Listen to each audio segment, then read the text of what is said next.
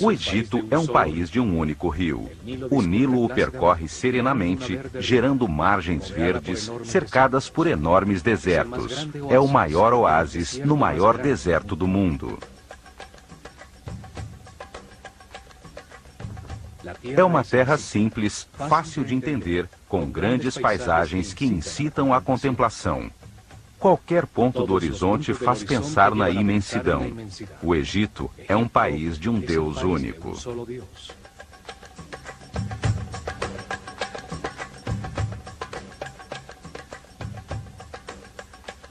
Ali, durante milhares de anos, desenvolveu-se uma civilização que viveu em paz e harmonia, sem sair de seus limites naturais para impor-se a outros povos, dedicada apenas ao aperfeiçoamento espiritual. A imagem que se tem dessa civilização mostra apenas a luz de seus sucessos. A sua linguagem escrita permaneceu incompreendida durante milênios. Decodificou-se apenas seu nível mais básico, o dos símbolos, que representam os sons da linguagem. Há níveis superiores, com símbolos que transmitem conceitos e não sons. Estes ainda não foram decifrados. As traduções se baseiam apenas na parte fonética, ou, na melhor das hipóteses, são interpretadas segundo as crenças dos tradutores. Os que creem que eles eram bárbaros primitivos chegam a um tipo de interpretação, e os que acreditam que eram uma civilização avançada baseada no espiritual, possuidora de tecnologias incompreendidas, chegam a resultados totalmente diferentes. Os acadêmicos religiosos cresceram influenciados pela imagem que o Alcorão e a Bíblia projetam dos egípcios, como um povo déspota, adorador de muitos deuses. Por esta razão, cristãos, judeus e muçulmanos não puderam reconhecer que o Egito foi uma das fontes que alimentou as raízes de seus próprios credos.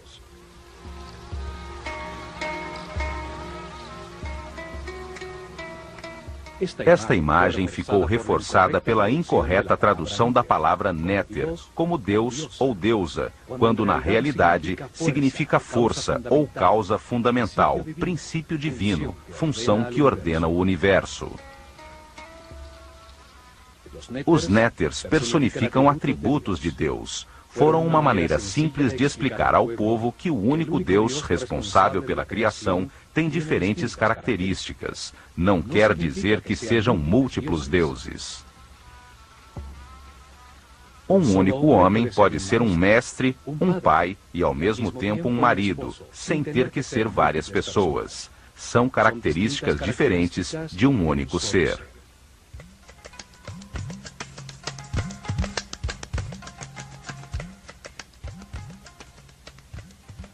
Para muitos historiadores, a civilização atual representa o auge do progresso do homem na Terra. Essa crença também contribui para projetar uma falsa imagem do Egito, pois não aceitam nada que possa colocar isso em dúvida.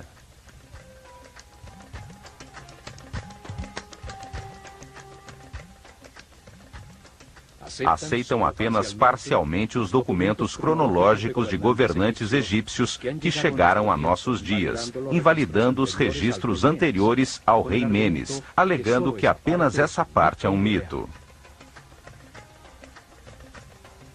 Os acadêmicos racionalistas contribuíram também para falsear a história egípcia, ao não aceitar a existência da ciência e filosofia antes da civilização grega, apesar dos grandes pensadores e matemáticos gregos terem encontrado respostas no Egito. Tudo isso projetou uma imagem enganosa da cultura egípcia. São vistos com preconceito, como um povo primitivo e inferior ao mundo moderno civilizado, cuja única qualidade foi construir alguns templos e túmulos para seus faraós, muito grandes e resistentes à passagem do tempo.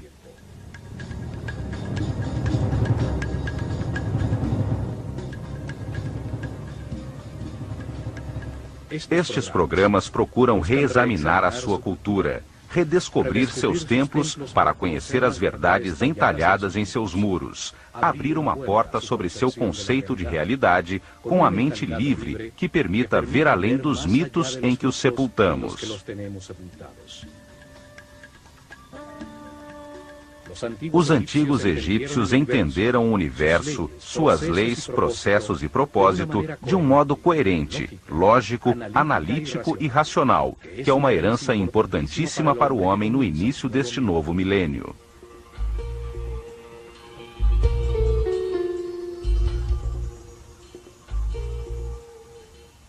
Novas informações começam a surgir. Estudiosos, cientistas e técnicos estão encontrando provas dos incríveis avanços tecnológicos, da precisão absoluta de suas construções, da escala de seus projetos. Seus feitos foram subestimados. O fato de nem sequer imaginar a sua tecnologia não quer dizer que não tenham movido, de maneira inexplicável, enormes pesos através de grandes distâncias, que tenham cortado, entalhado e acoplado duríssimas lajes de granito e diorita com precisão atômica, possível somente com tornos e serras ultrassônicas. A precisão matemática de suas construções é tal que nos 5 hectares da base da Grande Pirâmide há um desnível de apenas 8 milímetros. A tecnologia atual teria conseguido apenas um desnível de 40 centímetros.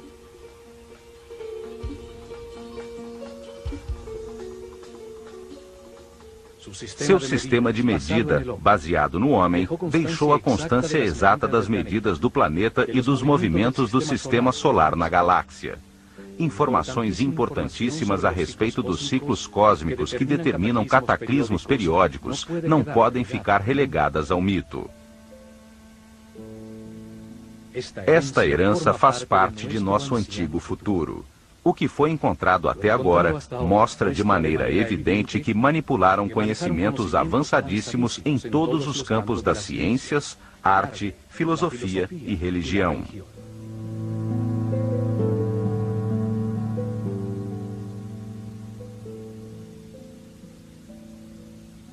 Conhecimentos que fazem parte de uma herança ainda mais antiga, de um período desaparecido da humanidade, chamado Atlante, anterior ao dilúvio, ao que sobreviveram alguns sacerdotes que construíram as bases deste ciclo em que vivemos. A humanidade teve grande desenvolvimento na Terra. Alguns sacerdotes cientistas, prevendo a catástrofe, prepararam-se para sobreviver a ela. A eles se deve a aparição súbita, sem nenhum período de evolução, de todos os conhecimentos egípcios. Esses sábios estruturaram uma fechada casta sacerdotal.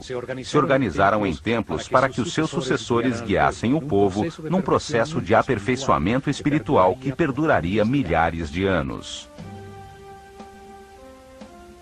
Chamaram-se sacerdotes da escola de mistérios do olho de Horus, depositários do conhecimento. A sua visão da vida na Terra como um processo de aperfeiçoamento espiritual, transformando um homem quase animal em super-homem, determinou o caminho dos egípcios. Sua maneira de entender o progresso como uma evolução dos conhecimentos sobre o universo não tem parâmetro para o homem ocidental, que vê o progresso como aquisição de confortos materiais. A escola de mistérios acelerou o processo evolutivo de uma série de iniciados que receberam dados para entender o mundo dual em que vivemos, de contrastes extremos, de luz e escuridão, de medo e amor.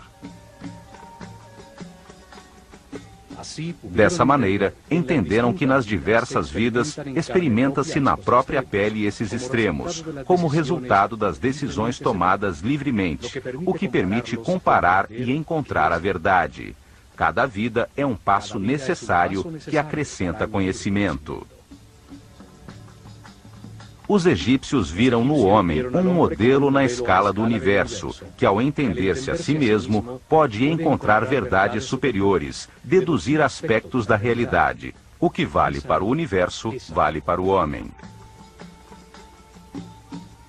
Os sábios sacerdotes ensinaram que tudo existe numa grande mente. Somos pensamentos de Deus, com capacidade para criar em nosso próprio pensamento.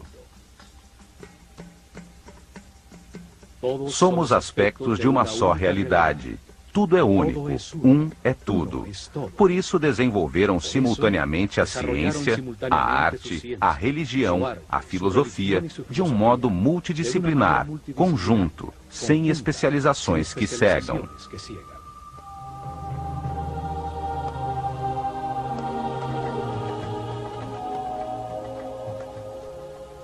Viram a criação como o ato consciente de um único Deus.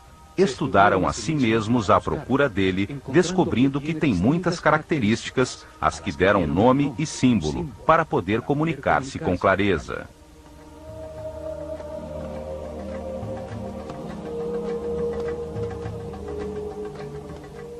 Deram o nome de Atum à característica de Deus não manifesto, quando ainda não criou o universo, que existe apenas potencialmente dentro dele.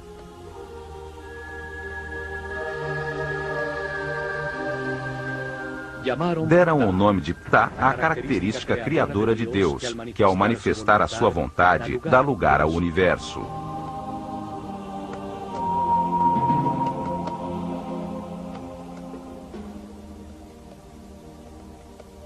E chamaram Amon a característica de Deus que torna o homem livre de criar na sua própria mente a sua imagem e semelhança.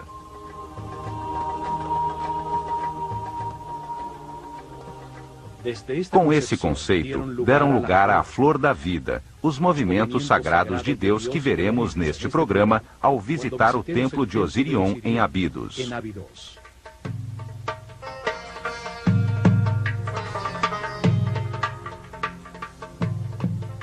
Os templos foram instrumentos científicos de alta precisão para medir e registrar os movimentos dos astros. Sua herança nos diz que os astros determinam os ciclos do universo e os processos por que passa o homem, a humanidade.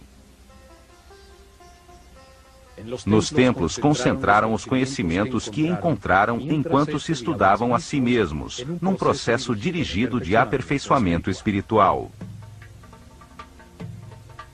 Ali desenvolveram simultaneamente as ciências, a arte, a religião e a filosofia, num único bloco dinâmico, pois acreditavam que nenhum aspecto da realidade estava separado de outro. Ao redor dos templos, dirigida por seres muito evoluídos espiritualmente, cresceu uma das civilizações mais incompreendidas e mais avançadas da Terra. Está na hora de recuperar a nossa herança.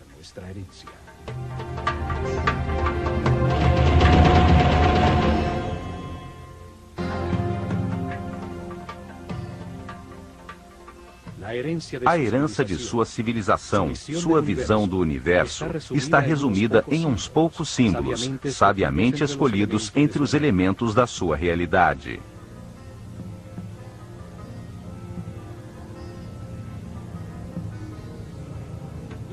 A utilização de uma imagem simbólica tem a vantagem de expressar um pensamento de uma maneira muito simples, além da linguagem, e seu significado poderá ser entendido milhares de anos depois de ter sido desenhado, pois a imagem de um falcão ou uma postura humana não mudam.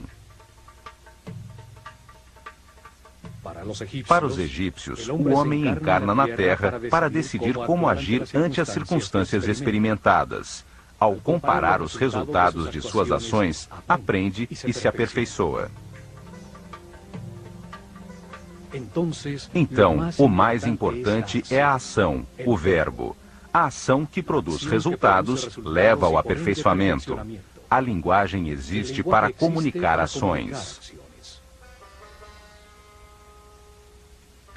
Cada parte do todo atua, realiza uma ação vital que produz resultados. Cada parte tem a forma de que precisa para agir da maneira que lhe corresponde. Os egípcios expressaram suas ideias através de 3 tipos de símbolos ou escritas. São chamadas de escrita hieroglífica, hierática ou demótica.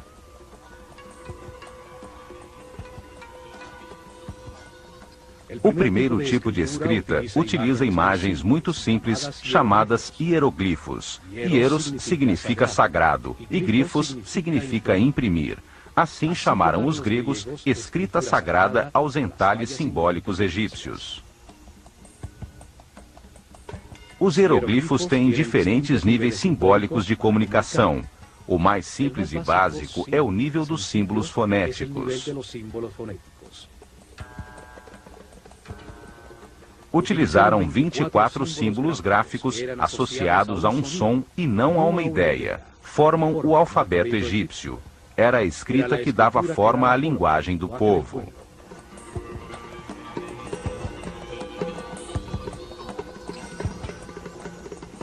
São o primeiro alfabeto usado pelo homem, do qual se derivou o alfabeto fenício e, mais tarde, o alfabeto grego.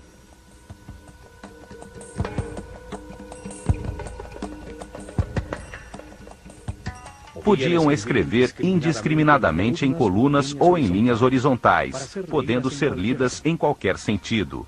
As cabeças das figuras simbólicas olhavam na direção em que se começava a frase, marcando assim a direção da leitura. Durante milênios permaneceu indecifrada, até que em 1799, os expedicionários franceses, vindos com Napoleão, encontraram em Roseta, no Mediterrâneo, uma pedra de granito negro, escrita no final da civilização egípcia. Em péssimo estado, nenhuma das suas linhas estava completa.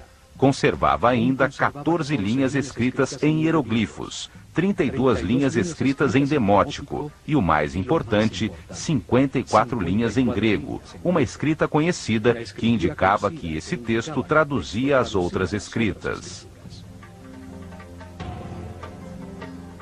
Um especialista em línguas, Jean-François Champollion, dedicou-se a estudar os textos da pedra. Descobriu que o egípcio antigo, assim como as escritas semíticas, usava apenas consoantes. As vogais eram acrescentadas na linguagem falada para dar uma forma gramatical. Em 1822, consegue resolver o mistério ao comparar os hieroglifos contidos em 2 cartuchos do texto, um dos quais constava também em uma lápide circular na ilha de Philae, ao lado da segunda pilastra do templo de Ísis, que se sabia conter o nome do faraó Ptolomeu VI. 2 cartuchos de hieroglifos com os nomes dos 2 últimos faraós egípcios, Ptolomeu e Cleópatra. Isso permitiu decodificar e identificar o alfabeto utilizado. O som que nesse momento produziam as palavras gregas em copto, uma linguagem usada por cristãos egípcios, serviu para aproximar-nos do som que se supõe tivesse a língua dos antigos egípcios.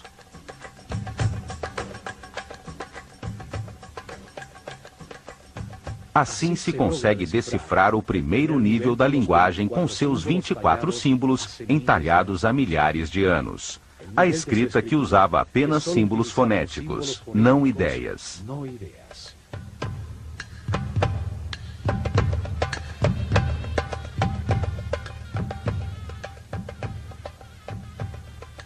Mas existe um nível mais alto de comunicação nessa mesma escrita hieroglífica. Além de 700 símbolos, belíssimas formas gráficas que desenham a realidade e evocam na mente ações e conceitos. A palavra convertida em imagem. Símbolos que imitam as formas da natureza, escolhidos pela ação que evocam na mente. Um pássaro evoca o voo, a liberdade. Caso seja um falcão, acrescenta a essa imagem a agudeza da visão.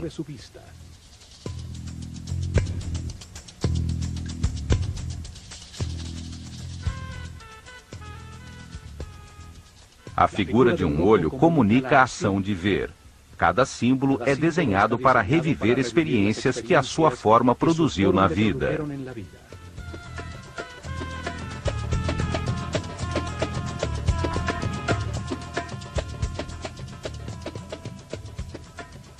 Usavam também partes facilmente reconhecíveis que fazem pensar em uma ação vital. 2 braços elevados fazem pensar em orar. 2 pernas evocam a ação de andar. 1 braço estendido, a ação de apontar. 2 mãos entrelaçadas, união. Uma mão que alimenta, outra que semeia, um jarro que entorna. Símbolos que retratam elementos fabricados pelo homem que, quando postos em ação, produzem um efeito. A ferramenta comunica o tipo de trabalho que se executa com ela. Um arado, um ancinho, uma rede. Além da escrita hieroglífica, existia outra forma de escrita, a hierática. Era utilizada apenas para comunicações oficiais e comerciais.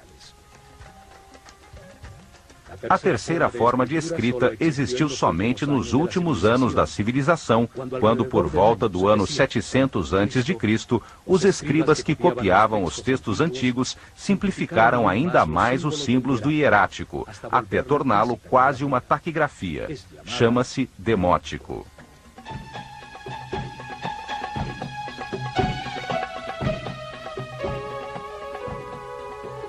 Novas interpretações estão surgindo, permitindo entender que os mitos e símbolos usados pelos egípcios são apenas uma forma fácil de comunicar conhecimentos e expressar conceitos sobre a realidade.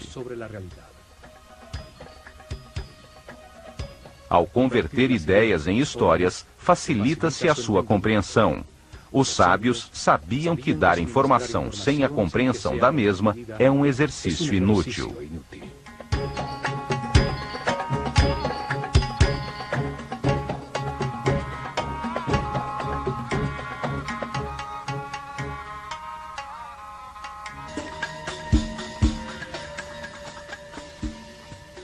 Existem 3 templos muito antigos, do início da sua civilização, realizados com a mesma técnica de construção. Tem o mesmo estilo arquitetônico, maciço e pesado, embora simples, que não foi utilizado novamente em todo o Egito.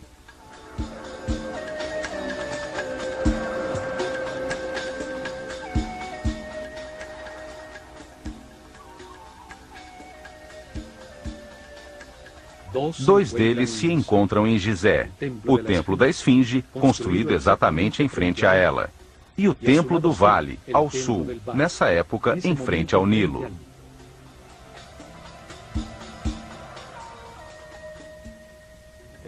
O terceiro é o maciço Osirion, construído em Abidos.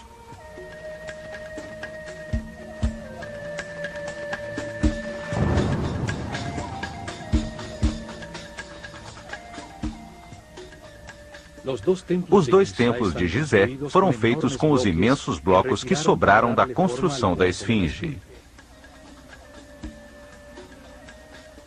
Somente esses 2 templos em todo o Egito foram construídos com blocos tão grandes, numa forma tão maciça, fechada completamente ao mundo exterior por imensos muros de pedra, com apenas 2 acessos frontais simétricos. O peso médio dos blocos utilizados na sua construção é de 50 toneladas.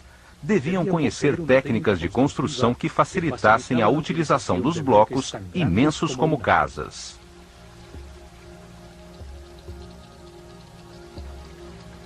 Não usaram blocos regulares. Eram todos diferentes, com seus lados cortados em diferentes ângulos, sobre os quais encaixavam de maneira exata e milimétrica os que colocavam por cima.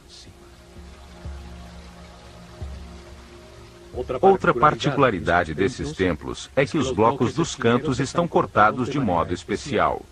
Cada um deles faz parte dos 2 muros, a fim de que toda a estrutura do edifício não tenha interrupções.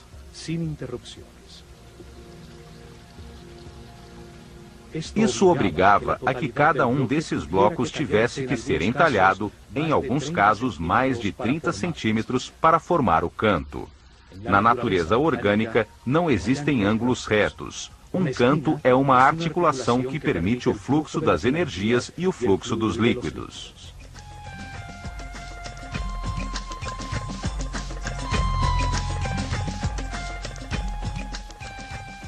Estes templos tinham um salão central, coberto com uma laje de pedra sustentada por gigantescas colunas simétricas, formando um grande terraço superior que dominava a planície.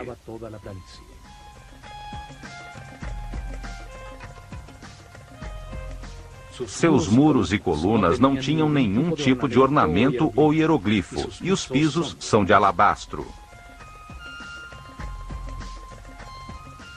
O salão era iluminado por clarabóias no teto de pedra, que deixavam entrar um foco de luz diretamente sobre as estátuas dos néters, similares a esta de Sekhmet no templo de Karnak. Estes templos foram utilizados desde o Zet-Tepe, o momento em que começou a nova era depois do dilúvio, em cerimônias iniciáticas dos sacerdotes da Escola de Mistérios do Olho de Horus.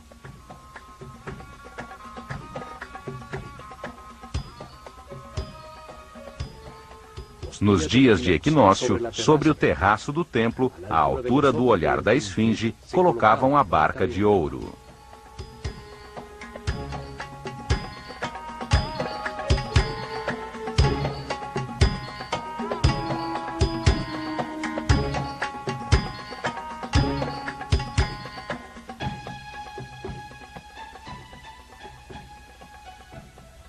O símbolo do processo evolutivo do homem em seu caminho de reencarnações na Terra e do percurso do Sol no céu. Ao seu redor eram realizadas cerimônias, enquanto a esfinge contemplava o nascer do Sol no horizonte à sua frente e, durante as noites, as estrelas da constelação de Leão.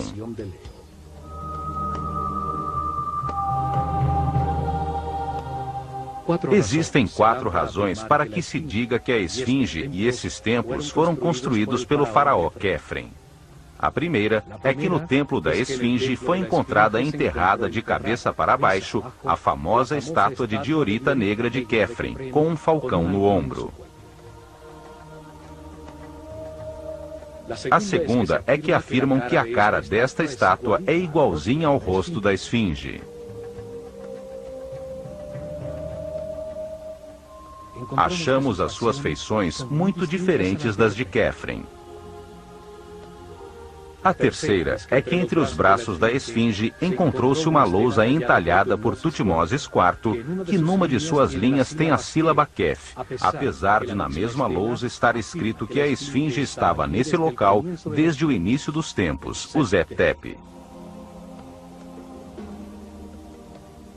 A quarta é que por isso se atribui também a Quefren a construção da pirâmide central de Gizé, que tinha encostado à sua fachada um templo unido por um caminho coberto de 500 metros ao denominado Templo do Vale.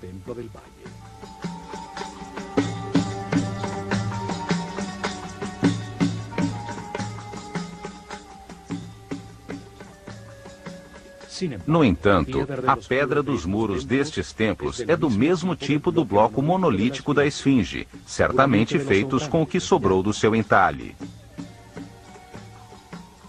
Além do mais, tem os mesmos sintomas de erosão pela chuva que a esfinge, o que permitiu que especialistas geólogos determinassem que foi construída por volta do ano 9000 a.C.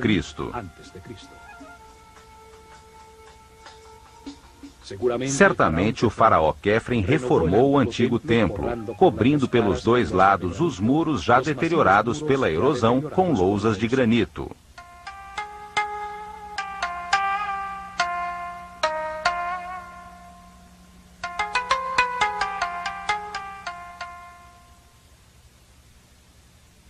Os antigos dividiram a parte verde e habitável do Egito em 2 grandes zonas com diferentes características definidas pela forma do próprio Nilo. O delta, quando o Nilo se abre para chegar ao Mediterrâneo, forma um vale fértil. É chamado de Baixo Egito. Seu símbolo hieroglífico é a abelha, e o faraó usa uma coroa vermelha para mostrar a sua autoridade nessa região. O longuíssimo e estreito corredor verde de ambos os lados do Nilo, em seu percurso desde a fronteira com a Núbia até o ponto onde começa o delta, é chamado de Alto Egito. É simbolizado em sua escrita por um arbusto, e o faraó usa uma coroa branca para representar o seu poder nessa região.